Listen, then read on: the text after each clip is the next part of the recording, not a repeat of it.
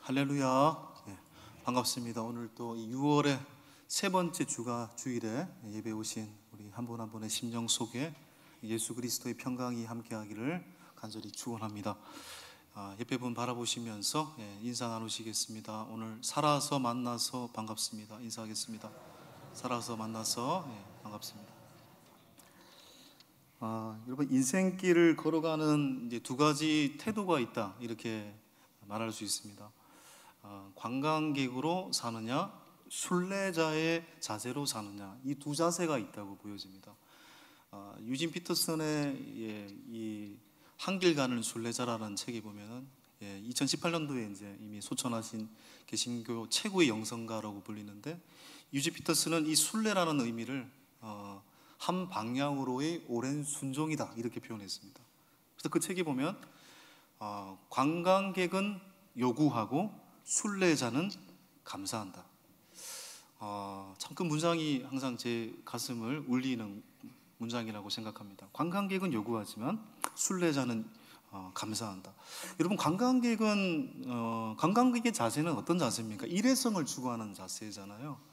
관광객은 이제 언제나 내가 돈을 지불했기 때문에 상황과 여건이 맞지 않으면 불평할 수 있습니다. 요구할 수 있습니다. 그렇죠? 그래서 또 관광객의 주체는 나이기 때문에 잘 되면 내 능력이고, 상황이 잘 안 돌아가면 상황 탓이고 남의 탓입니다. 그러니까 관광객의 자세로 신앙생활을 하면 다른 사람의 뭐가 보입니까? 늘 허점이 보이고 지적할 내용만 보이는 거죠. 관광객의 자세로 살면 언제나 다른 사람을 향한 불평, 요구, 이런 것이 나올 가능성이 높죠. 그런데 순례자는 다릅니다. 순례자는 일회성이 아니라 인생의 긴 과정 속에 있다는 것을 아는 사람이죠. 순례자는 낯선 길을 가기도 하고 이방 땅을 걷기도 하지만 새로운 환경 속에서도 언제나 주어진 환경에 대하여 순응할 줄 아는 사람입니다. 거친 잠자리, 낯선 먹거리에도 맞지 않을 때도 있지만 그러나 감사하는 사람입니다. 그리고 이 순례자는 언제나 귀 기울이는 사람입니다. 작은 신음에도 그 목소리에도 귀 기울이는 사람이기 때문에 언제나 이 순례자에게는 주어진 것에 대한 감사, 그리고 나보다 먼저 간 사람들에 대한 어떠한 감사, 이런 것들이 있는 거죠. 인생길 걸어가면서 때로는 나 혼자야, 이런 생각이 들 때도 있지 않겠습니까? 그런데 순례자는 그런 생각이 들 때마다 이 길을 먼저 걸어간 사람이 있겠지, 이 길을 나보다 먼저 걸어간 인생의 선배들이 있겠지, 그 선배들의 발자취, 흔적들을 쫓아서 나도 걸어가는 거야 라고 생각하는 사람입니다. 그렇기 때문에 앞서간 사람들, 또 함께하는 사람들에 대해서 감사할 수 있는 힘이 있는 거죠. 여러분, 여기까지 이야기를 해본다면 여러분은 인생을 사실 때, 신앙생활을 하실 때 관광객으로 살고 있습니까? 아니면 순례자로 신앙생활을 하고 계십니까? 여러분, 이 순례라는 의미는요, 이 라틴어로 페리그리누스, 영어로 필그림입니다. 필그림. 우리가 경기도 쪽에 필그림 하우스라고 실제로 이제 이렇게 나그네를 향한 안식처, 이런 공간이 있거든요. 저도 한 번 다 가봤습니다. 이 필그림, 순례라는 뜻은 낯선, 이방어, 이런 뜻을 갖고 있습니다. 그런데 이 본질적인 의미는 뭐냐면요, 이 순례라는 의미의 본질적인 의미는 물결치다입니다. 물결치다. 여러분, 물결이 어디서 칩니까? 여러분, 물결을 치는 장면을 어디서 발견하셨습니까? 바다 보시면, 바다의 파도를 보시면 파도가 물결치잖아요. 저는 바닷가 사람이니까, 바로 앞에 10m 앞에 바다가 있었으니까, 20년 동안 늘 바다를 본 사람이니까 물결친 그 장면을 늘 그냥 무의식적으로도 알 수 있는 그런 거죠. 근데 물결은 어떻습니까? 출발부터 마지막 순간까지 한 방향으로 물결을 치는 거잖아요. 처음부터 모든 과정, 마지막 순간까지 한 방향으로 물결을 치는 겁니다. 조금 전에 유진 피터슨 목사님의 순례란 한 방향으로의 오랜 순종이다, 맞는 얘기인 거죠. 이렇게 보면 우리의 인생은 관광이 아니라 순례입니다. 믿지 않는 사람에게도 인생은 순례입니다. 왜요? 태어나는 순간부터 죽음을 향한 한 방향으로의 길이기 때문입니다. 믿는 자에게도 당연히 순례입니다. 예수 그리스도를 믿고 그 순간부터 우리의 인생은 바로 한 방향, 하나님의 나라, 하나님의 임재가 있는 그곳을 향한 걸음이기 때문에 우리 또한 순례의 길을 걷고 있는 것입니다. 시편 120편, 134편까지는 이 성전에 올라가는 노래라고 부르기도 하고, 말 그대로 예루살렘 성전을 올라가면서 불렀던 노래라는 말입니다. 그리고 이 노래는 순례자의 노래라는 부제를 담고 있습니다. 현수막을 여러분 제가 예배 때마다 이렇게 게시를 하겠습니다만, 순례자의 노래. 올해 교회 표가 우리가 예수님 안에서 표대를 향하여죠. 이 표대가 뭡니까? 여러분, 빌립보서 3장에 등장하는 이 표대도 여러분 하나님이 계신 곳이잖아요. 하나님 나라잖아요. 하나님의 임재가 완벽히 있는 곳, 그게 표대입니다. 그렇죠?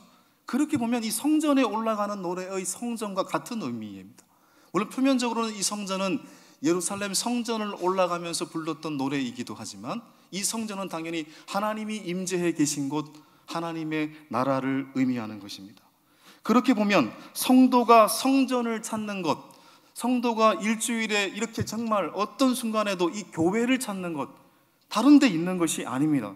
세상살이가 아무리 힘들어도 하나님의 임재, 하나님의 함께함, 하나님의 나라를 경험하면 모든 것을 이길 수 있다는 믿음 때문인 거죠. 그래서 오늘 또 우리는 이 성전으로, 이 교회로 나온 것입니다.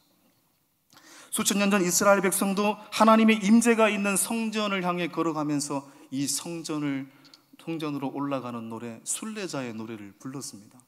그들이 성전으로 올라갈 때 얼마나 많은 어려움이 있었겠습니까? 강의 위험, 돌부리, 강, 바다, 도둑의 위험. 그런데 그들은 그 모든 위험을 이기고 성전으로 올라갑니다. 어떤 믿음 때문에? 하나님이 함께 계시는 곳, 그것을 느낄 수 있다면, 그것을 경험할 수 있다면 나의 어려움조차도 문제가 되지 않을 것임을 알았기 때문입니다. 우리의 인생도 하늘나라를 향한 순례입니다. 그런 의미에서 인생의 순례길에서 언제나 주님의 임재가 있음을 확인하는 사람은 뚜벅뚜벅 다시 인생의 도상을 걸어갈 수 있는 겁니다.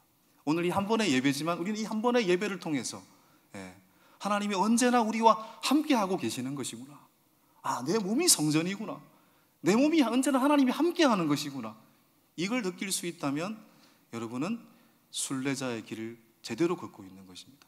이 15주 동안 이 시편 120편부터 134편까지 이 한 편 한 편을 읽어 나갈 때 여러분의 인생이 순례임을 알고 그 순례의 도상에서 하나님이 나와 함께 한다면, 하나님이 나와 함께 동행하고 있다면 문제될 것이 없다라는 믿음의 노래를 부를 수 있는 우리 모든 성도들이 되었으면 좋겠습니다. 시편 120편은 오늘 한마디로 말해서 거짓과 악과 속이는 세상 속에 살고 있는 순례자의 탄식이 드러나고 있습니다. 여러분도 알다시피 사기꾼과 함께 여러분이 살고 있다, 악한 사람과 여러분이 살아가고 있다. 여러분, 이것보다 괴로운 것은 없습니다. 저도 세상을 이렇게 젊은 사람입니다만 제가 첫 사기를 언제 당했느냐, 제가 굉장히 사기를 많이 당한 것 같아요. 제가 전에도 말씀드렸듯이 저는 특히 이 자매에게 너무 약해가지고, 자매분이 오셔가지고 형제님 이렇게 이 책 너무 좋아요. 제가 토플 책도 얼마나 많이 샀는지 보지도 않는 책을, 얼마나 또 내셔널 지오그래피 이런 책도 다 사고 말이죠. 다 자매한테 걸려들었습니다, 제가. 근데 처음에 사기 당하는 게 언제냐면 제가 생각을 해보니까 1989년도 제가 중학생 때 친구, 그때가 제가 중2인가 중3인가 그런데 친구가 저한테 돈을 요구했는데 제가 어떻게 돈이 있었어요. 그래서 제가 3만 원을 빌려준 것으로 기억납니다. 그 당시 3만 원이 짜장면이 그때 여러분 얼마였는지 모르겠습니다. 그때 뽀빠이가 150원 할 때고, 그 정도 브라보콘이 한 300원 할 때인 것 같아요. 3만 원 큽니다, 여러분. 근데 그걸 제가 받았을까요, 안 받았을까요? 안 받았으니까 이렇게 얘기하고 있는 겁니다. 그때 처음 느꼈습니다. 사기꾼 천지구나. 처음 느꼈던 순간. 그때 그 친구 이름이 아직도 기억납니다. 김종훈이라고. 우리 박종훈 아닙니다. 성이 다르잖아. 김종훈 이름 보면 제가 치가 떨립니다, 아직도. 이 영상을 혹시 보고 있으면 3만 원 갚아주세요. 예. 우리는 여러분 이 시편 120편의 이 첫 마디부터 그런 걸 느낄 수가 있어요. 처음부터 끝까지 우리가 사는 세상의 실상이 어떤 세상인가. 자, 7절만 보시면, 7절 한번 보실까요? 시작. 나는 화평을 원할지라도 내가 말할 때에 그들은 싸우려 하는도다. 나는 평화를 바라지만 그들은 뭘 바란다고요? 전쟁을 바란다라고 이야기하고 있습니다. 우리는 어머니 뱃속에서부터 나올 때부터 경쟁을 배우지 않습니까? 제가 이제 알고 있는 지인도 첫 돌부터 과외를 하는 집안을 제가 얘기 들은 적이 있거든요. 첫 돌에서부터 과외를 하더라고요. 예. 정말 뭐 그럴 수 있죠. 그럴 수 있는데 이게 경쟁 시대. 정말 세상살이 쉽지 않겠다. 세상은 안식이 없고 싸움으로 들끓습니다. 이 시대의 공동체 가운데 싸우지 않는 공동체를 보기 힘들 정도로 우리는 너무너무 많은 다툼과 싸움을 일삼고 있습니다. 또 하나님의 공동체인 교회조차도 평화로운 교회를 찾기 힘들 정도로 우리는 끊임없는 싸움과 다툼 속에 있습니다. 왜 우리가 여러분 다투고 싸울까? 왜 교회에서조차도 그런 일들이 적지 않게 일어나는 것일까? 여러분, 교회의 본질이 뭡니까? 하나님을 사랑하고 이웃을 사랑하라. 이게 교회의 본질 아닙니까? 어떻게 보면 신앙의 본질인데, 이 본질과 벗어나는 순간 우리는 다툴 수 있는 거죠. 진실이 아니라 거짓으로 우리가 놓고 싸우면 싸움이 계속 퍼질 수밖에 없는 거죠. 우리가 사는 세상에서 진실이라고 여겨졌던 것들이 사실은 거짓인 것이 한두 가지가 아닙니다.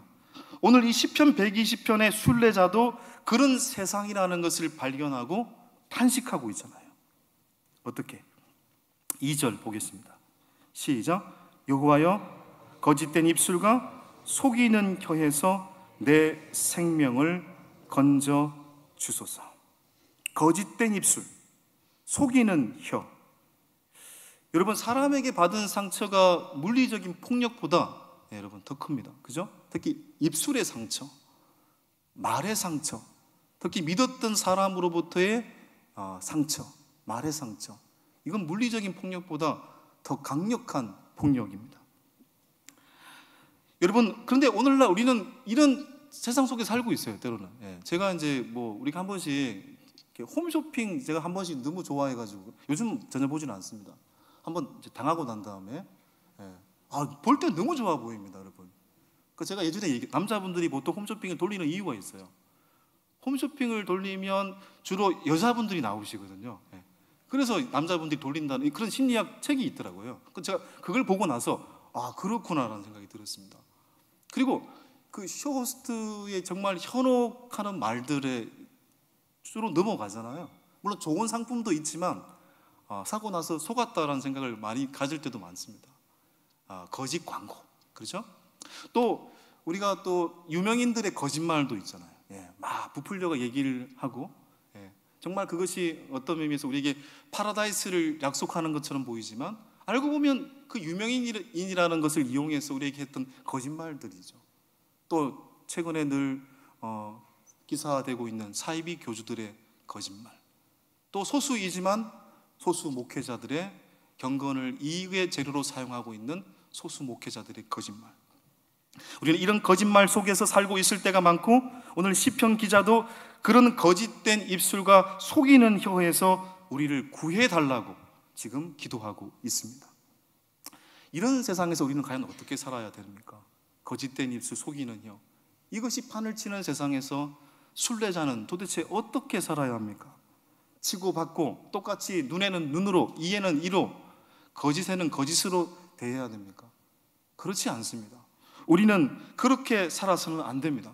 우리는 맞서서 싸우면 안 됩니다. 거짓에 대해서 거짓으로 대항할 수 없습니다. 전쟁에 대해서 전쟁으로 대항할 수 없습니다.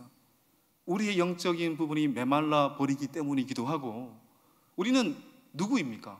예수 그리스도의 십자가의 보혈로 하나님의 자녀가 된 사람들이잖아요. 십자가의 사랑으로 하나님의 자녀가 된 사람들. 예수님은 그런 의미에서 어떤 분이십니까? 어떤 왕이십니까? 전쟁의 왕이 아니잖아요. 그분은 화평의 왕이잖아요.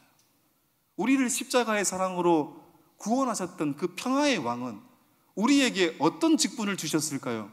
화목하게 하는 직분을 주셨다라고 말씀하고 계십니다. 자, 보십시오. 고린도후서 5장 18절 시작. 그가 그리스도로 말미암아 우리를 자기와 화목하게 하시고 또 우리에게 화목하게 하는 직분을 주셨으니, 그렇죠. 예수님이 화목하게 하는 왕이시, 우리도 화목하게 하는 직분을 받은 사람들입니다. 그러기 때문에 시편 기자도 그걸 알고 있는 겁니다. 세상이 악과 거짓으로 가득 차 있으나 내가 악에 대해 악으로 대할 수 없는 것은 내가 하나님의 그 화평으로 말미암아 이루어진 자녀임을 알기 때문에 먼저 그는 하나님 앞에 기도했습니다. 자, 보십시오. 다시 시편 120편 2절입니다. 똑같은 구절인데 한번 다시 읽어보겠습니다. 여호와여, 거짓된 입술과 속이는 혀에서 내 생명을 건져 주소서. 기도하고 있잖아요. 기도 없이는 거짓과 악이 가득한 이 세상에 대하여 이길 수 없고 이 세상을 화평으로 이루어갈 수 없기 때문입니다. 그렇게 기도했을 때 시편 기자는, 순례자는 놀라운 응답을 받잖아요. 어떤 응답 받았습니까? 1절입니다. 1절 시작. 내가 환난 중에 여호와께 부르짖었더니 내게 응답하셨도다. 아멘. 이 시편이라는 성경은 여러분의 논리 이성으로 바라볼 수 있는 성경이 아닙니다. 논리적으로 보면 이 말이 안 되는 얘기예요. 왜냐하면 1절에서 응답 받았다고 얘기했는데 2절 이하에서는 내가 당하고 있는 이 거짓된 세상에 대해서 한탄하고 있잖아요. 1절에서 응답 받았다면서요. 그런데 왜 2절 이하에서 계속해서 거짓된 세상에 대해서 고발하고 있습니까? 토로하고 있습니까? 그럼 1절에서 받은 이 응답은 무슨 응답입니까? 하나님께 기도했더니 모든 원수가 죽었다, 모든 상황이 역전이 됐다, 나를 둘러싸고 있는 어려운 상황이 없어졌다, 반전의 상황이 이루어졌다, 이런 말입니까? 나를 괴롭히는 사람이 없어진 겁니까? 아니죠. 나를 괴롭히는 사람은 여전히 존재하고 있습니다. 여전히 나를 힘들게 하는 사람이 존재하고 있습니다. 그러면 이 응답 받았다라는 말이 무슨 얘기입니까? 이것은 내가 하나님께 기도했더니 하나님을 통해서 내 마음이 변화되었다는 겁니다.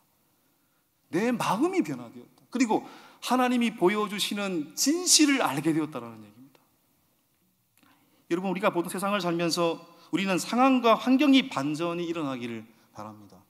그렇게 기도할 때도 있고, 사실 그 기도가 잘못된 건 아니죠. 저도 뭐 늘 그렇게 기도합니다. 상황이 반전이 되기를. 인간인데요, 하나님 자녀인데요, 복을 구할 수 있는 거죠. 당연한 겁니다. 그런데 대개 상황의 반전은 일어나지 않습니다. 일어날 때도 간혹 있지만 대개는 상황의 반전이 일어나지 않습니다. 여러분 생각을 해보십시오. 다니엘의 세 친구, 바벨론 포로로 잡혀갔던 다니엘의 세 친구만 생각을 해보십시오. 그들은 바벨론 왕의 신상에 절하지 않으면 풀물불에 들어간다, 이런 룰을 어겼잖아요. 풀물불에 들어갈 수밖에 없는 구조입니다. 하나님만 섬기는 사람이니까. 그런데 풀물불이 얼마나 뜨겁습니까, 여러분? 우리 포항제철 용광로 한번 생각을 해보십시오. 그거라고 보시면 돼요, 여러분. 들어가는 순간 녹아버리는 겁니다. 잠시 그냥 속으로 하나님 믿고 그토록 바벨론 왕 신상 절하고 할 수 있는 거잖아요. 그런데 여러분, 그들은 풀무불에 들어갔잖아요. 그리 아니하실지라도 나는 나의 하나님만 섬기겠습니다. 우리가 생각하는 반전이 뭡니까? 풀무불에 아예 안 들어가는 거거든요, 사실은. 그런데 그 다니엘의 세 친구는 그런 기도를 드리지 않았습니다. 그리 아니하실지라도 우리는 바벨론 왕의 신상에 절하지 않겠습니다. 여러분, 상황을 바꾸어 달라고 기도한 것이 아니라 어떠한 순간에도 하나님에 대한 믿음을 내가 변치 않겠습니다. 내 마음이 변치 않겠습니다. 이 기도잖아요. 그랬더니 풀무불에 들어가서 여러분 하나도 상치 않는 진짜 반전이 일어난 거잖아요. 상황을 바꿔달라고 기도한 것이 아니라 그 상황 속에서도 하나님을 향한 마음을 붙잡은 겁니다. 여러분, 진짜 반전은 내 마음이 바뀌는 겁니다. 내 마음이 변화되는 것입니다. 그래서 하나님의 진실을 보는 것, 이게 우리에게 진짜 일어나야 될 반전이잖아요. 자, 보십시오. 3절, 4절 보십시오. 기도했을 때 그는 하나님이 보여주시는 진실을 보게 된 거예요. 어떤 진실? 3절, 4절 시작. 너 속이는 혀여 무엇을 내게 주며 무엇을 내게 더할꼬? 장사에 날카로운 화살과 로뎀 나무 숯불이로다. 여러분, 날카로운 화살이 뭡니까? 여기서 화살, 로뎀 나무의 숯불은 뭘 의미하는 걸까요? 악을 향한 하나님의 심판을 의미하는 겁니다. 그가 기도하고 하나님께 엎드렸을 때 하나님의 진실을 본 겁니다. 어떤 진실? 악을 향한 하나님의 심판을 본 것입니다. 하나님의 정의를 본 것입니다. 하나님의 공의를 본 것입니다. 그러니 그의 마음과 태도가 두렵지 않게 된 거죠. 여러분, 시편 120편에서 보면 1절, 2절을 보면은요, 여호와라는 말이 몇 번 등장할까요? 아니, 시편 120편 전체에서 여호와라는 말이 1절, 2절 두 번 등장하잖아요. 두 번. 이것이 거짓과 악이 가득한 세상에서 우리가 이길 수 있는 유일한 방법입니다. 왜 두 번입니까, 여러분? 하나님을 한 번 외친 것이 아니라 여기서 말하는 두 번이라는 것은 순간순간마다 하나님을 외쳤다라는 말이잖아요. 하나님을 언제나 생각하고 바라보고 언제나 내 삶 속에 임재할 것이라는 믿음을 갖는 한 우리에게는 희망이 있는 거죠. 여러분, 그래서 그는 여호와 두 번을 외치면서 하나님에 대한 진실을 보게 된 겁니다. 이 세상의 앞날을 향한 진실을 보게 된 겁니다. 하나님이 보여주시는 진실이 뭡니까? 나를 향한 진실이 뭡니까? 하나님은 여전히 나를 창조하였듯이 이 순간도 나를 보호하고 계신다는 것입니다. 이웃을 향한 진실이 뭡니까? 그도 하나님이 창조하셨고 그도 하나님이 사랑하신다는 것입니다. 이 세상에 대한 진실은 뭡니까? 하나님이 여전히 세상을 다스리고 계시고 하나님이 우리의 것들을 공급하고 계신다는 것입니다. 이 역사에 대한 진실이 뭡니까? 하나님께서는 예수 그리스도를 통해서 우리의 죄를 구원하시기 위해 십자가와 그분의 부활을 통해서 우리에게 영생의 길을 열어놓았던 것, 그리고 그분을 믿고 그분을 바라며 그분을 영접하고 그분의 명령에 따르면 우리 또한 생명의 인생을 살 수 있다는 것, 이것이 우리의 인생에게, 이 역사 속에 우리에게 보여주시는 진실이죠. 시편 기자도 이 진실을 알게 되었을 때 거짓에 대하여 거짓으로 맞을 수가 없는 거죠. 전쟁에 대하여 전쟁으로 맞설 수가 없는 거죠. 그래서 오늘 7절을 보시면 시편 기자가 하나님을 통해서 이런 진실, 하나님의 정의를 보게 되니까 그는 끝까지 뭘 바란다고 말하고 있습니까? 평화를 바란다. 놀랍습니다. 물론 시편 기자를 둘러싸고 있는 이 형편은 악한 자들로 인해서 여전히 고난당하고 있는 현실입니다. 보십시오. 5절, 6절을 보십시오. 시작. 메색에 머물며 계달의 장막 중에 머무는 것이 내게 화로다. 내가 화평을 미워하는 자들과 함께 오래 거주하였도다. 이 메색이 뭡니까? 메색은 여러분 이스라엘 땅으로부터 가장 멀리 있는 종족을 의미하는 겁니다. 남러시아 종족 이렇게 해석이 되어 있던데, 주석이 보니까 가장 이스라엘 땅으로부터 멀리 떨어져 있는 종족. 그 다음에 게달의 장막은 뭡니까? 바로 이스라엘 옆에 붙어 있는 베두인 족속들, 가장 가까이에 있는 원수를 의미하는 겁니다. 그러니까 우리의 인생이 뭡니까? 가장 가까운 곳에서부터 가장 멀리 있는 순간까지 우리는 원수에게 거짓된 입술과 속이는 혀 가운데 둘러싸인 것, 살아가는 것이 우리의 인생이다라는 겁니다. 그런데 그런 상황에서 순례자는 아이러니하게도 끝까지 뭘 포기하지 않습니까? 평화를 포기하지 않잖아요. 7절을 보시면 나는 화평을 원할지라도 내가 말할 때에 그들은 싸우려 하는도다. 사실 원문에는 바뀌어져 있거든요.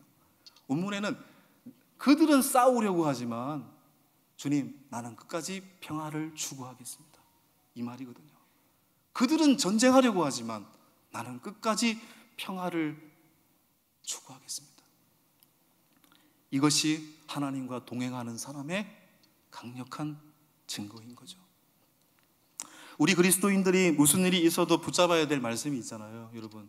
성경의 66권을 한 절로 축약하면은 어떤 구절이 나옵니까? 바로 요한복음 3장 16절이잖아요. 이거는 뭐 여러분 어떤 상황에서도 붙잡아야 될 말씀이잖아요. 한번 볼까요?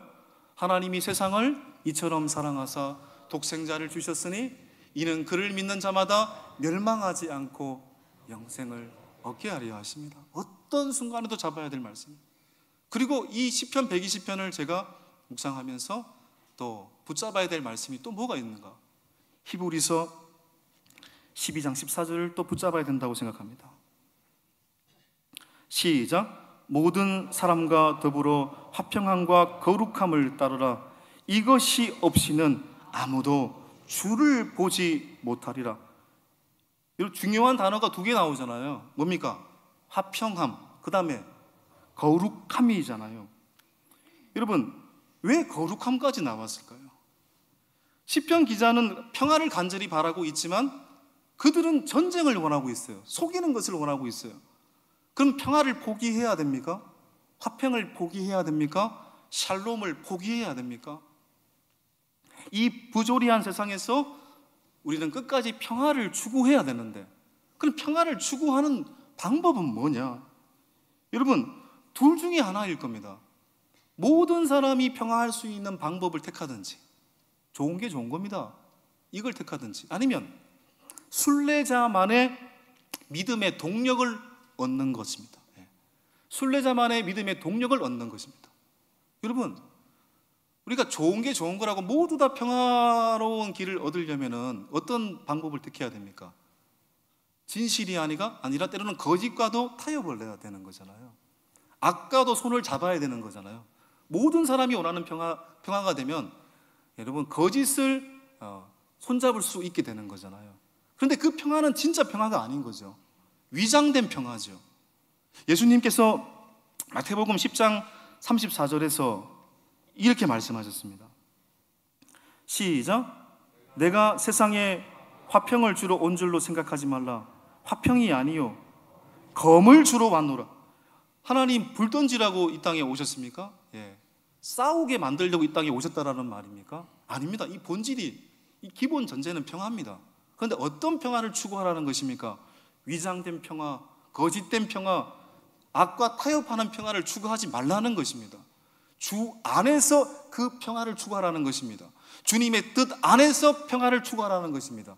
그렇기 때문에 주 뜻 안에 평화를 추구하기 위해서는 뭐도 따라오게 되는 겁니까? 거룩함도 따라올 수밖에 없는 거죠. 화평함과 거룩함을 잡으라는 말은 주 뜻 안에 화평함을 이루라는 것입니다. 주 뜻 안에. 여러분, 그러면 주 뜻 안에 화평을 이루기 위해서는 우리가 어떻게 해야 될까요? 주 뜻 안에서 화평을 이루기 위해서는, 여러분, 이 시편 120편은 오늘 설교 제목을 평화를 추구하는 사람, 이렇게 평화를 구하라 이렇게 하긴 했습니다만은 결국 주 뜻 안에서 화평을 구하기 위해서는 결론이 여기에 도달하게 되더라고요. 어떻게? 다른 사람의 티를 보지 말고 먼저 너의 들보를 봐라. 너의 들보를 먼저 빼어내라. 너를 돌아보아라. 먼저 네가 먼저 회개하여라. 여기에 결론에 도달하게 되더라고요. 여러분, 예수님께서 공생애를 시작하며 던지신 첫 번째 말씀이 무엇입니까? 회개하라, 천국이 가까이 왔느니라. 6개월 먼저 와서 광야에서 주의 길을 예비했던 세례요한이 외친 말씀이 뭡니까? 회개하라, 천국이 가까이 왔느니라. 성경의 마지막 성경인 요한계시록 라오디게아, 소아시아 마지막 7교회, 그 교회 라오디게아 교회를 향해 던진 마지막 말씀이 뭐였습니까? 제발 너희들 열심을 내라. 그리고 회개하라. 회개하라. 너희가 미지근한 것은 회개하지 않기 때문이라. 여러분, 유명한 시인 휠드런이라는 사람이 이런 이야기를 했습니다. 인간에게 궁핍한 시간은 신이 떠난 시간이다. 여러분, 여기서 신이 떠났다라는 말이 무슨 말일까요? 신이 떠났다라는 말은 인간이 세속적 가치를 추구하고 더 이상 존재 그 자체이신 하나님을 추구하지 않는 것이다. 존재 그 자체이신 하나님을 추구하지 않으니 자신을 돌아보지도 않는다. 하나님을 추구하지도 않으니 회개하지도 않는다. 그러므로 인간에게 궁핍한 시간은 하나님을 믿지 않으므로 회개하지 않는 시간이다. 여러분, 우리가 하나님을 믿지 않고 나를 돌아보고 회개하지 않으면요, 그게 인간에겐 가장 궁핍한 시간인 겁니다. 우리 개신교 1517년 10월 31일 루터가 종교개혁을 일으킨 날이잖아요. 종교개혁이 여러분 뭐 칼과 무기 들고 뭐 싸운 게 아닙니다. 띠 메고 말이죠. 카톨릭 물러가라 이런 말이 아니잖아요. 카톨릭은 물러가라 이 말이 아닙니다. 제발 성경으로 돌아갑시다. 그래서 결국은 비텐베르크 교회 성벽 게시판에다가 95개조 반박문을 쓴 것이 종교개혁입니다. 성경에 위배된 95가지에 대해서 성경적으로 반박한 거죠. 근데 그 첫 번째 루터의 95개조 반박문의 첫 번째 일문이 뭔지 아십니까? 첫 번째 문항이 여러분 주 예수에게로 돌아가 회개하십시오. 이게 첫 번째 나온 문항이에요. 여러분 주 예수에게로 돌아가 회개하십시오. 거짓된 입술, 속이는 혀가 가득한 세상 속에서 우리는 이런 말들 많이 합니다. 이 세상에 희망이 있느냐? 또 이 교회에 희망이 있느냐? 이 시대에 과연 교회는 희망이 있는 공동체냐? 우리는 이런 질문을 던집니다. 이 세상 희망이 있습니까, 여러분? 우리가 머물고 있는 교회 공동체 희망이 있습니까? 근데 시편 기자는 뭐라고 말하고 있는 겁니까? 순례자는 뭐라고 말하고 있는 겁니까? 무슨 소리? 희망이 있지. 왜요? 어떻게 희망이 있을 수 있는 거죠? 인생의 순례길에서 언제나 하나님의 화평됨을 얻은 자라는 것을 기억하고 끝까지 주 뜻 안에서 화평을 추구하는 사람이 되어 나를 돌아보고 회개하는 신자가 있는 한 희망은 언제나 살아 숨쉰다고 우리에게 말하고 있는 것입니다.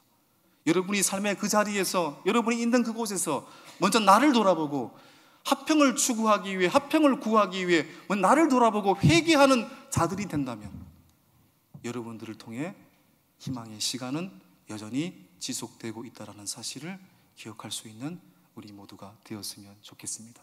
인생의 도산길 쉽지 않은 어려운 삶이지만 화평을 구하라는 주님의 말씀을 기억하고 여러분의 있는 삶의 자리에서 여러분 스스로를 돌아보고 회개하는 심령들이 되셔서 주님의 놀라운 평화를 여러분의 삶 속에, 공동 속에 언제나 심어 나갈 수 있는 우리 모든 교회 공동체 성도들 될 수 있기를 간절히 축원합니다.